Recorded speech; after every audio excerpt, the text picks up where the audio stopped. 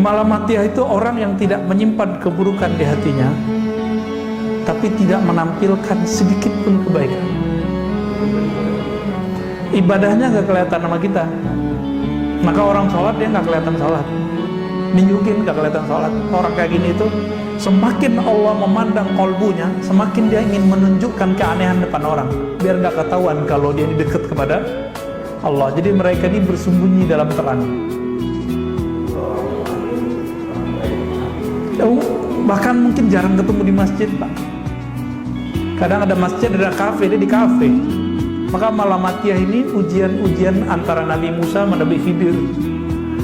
Nabi Musa, Nabi Khidir, saya mau tanya, bunuh orang benar apa salah?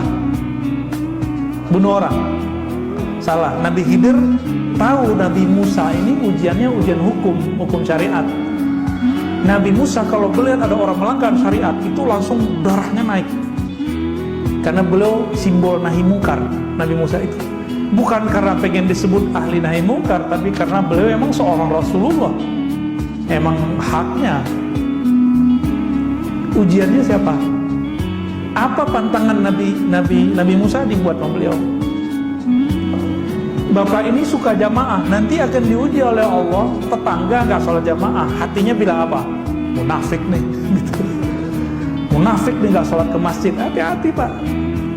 Itu ujian kita semua tuh. Coba aja rasain pulang ke rumah, ya kelihatan kok pulang subuh lampunya belum mati juga nih, belum kedengaran ada bunyi keran hidup nih. Setan langsung bisikin tuh, yang suci tuh ente, yang ikhlas ente, samping ente munafik. Kenapa? Dia pakai hadis. Jadi setan ini hafal hadis. Kenapa? Kita belum lahir dia sudah dengar Nabi ngomong. Apa kata Nabi? Asqalus shalah alal munafiqin. Salat paling berat bagi orang munafik adalah dua, Isya dan.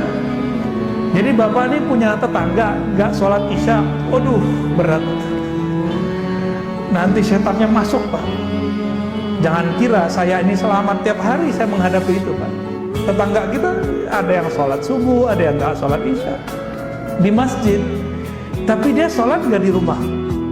Sholat di rumah, masa gak sholat di rumah? Mungkin karena corona dia gak datang ke masjid, kan bisa begitu. Atau mungkin dia punya mazhab. Imam Ghazali ini punya satu mazhab yang beda sama yang lain. Bagi beliau, orang yang hatinya berpenyakit berat dianjurkan dia berkhalwat.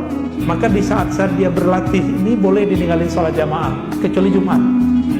Tapi nggak boleh tiap sepanjang masa, nggak boleh. Cuma di hari-hari khalwat. Tapi pandangan ini ditolak oleh para imam kita. Imam Barkawi, ya, imam pensyarah kitab Ihya Ulumuddin menolak itu. Itu persoalan fikih. Tapi Imam Ghazali kan ngerti dirinya sendiri. Ya. Beliau itu riaknya karena posisi. Dulu beliau kan profesor, gelarnya Hujatul Islam. Jadi semakin tambah ilmunya, tambah gelarnya, wah ini semakin tinggi, semakin kuat pengaruh riaknya.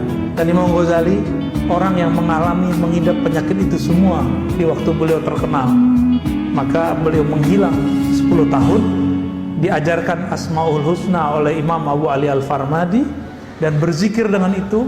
4 tahun sebelum wafatnya beliau balik ke Baghdad, lalu pindah ke kampungnya dan bikin surau atau zawiyah pesantren kecil. Disitulah beliau mengajarkan qalbu.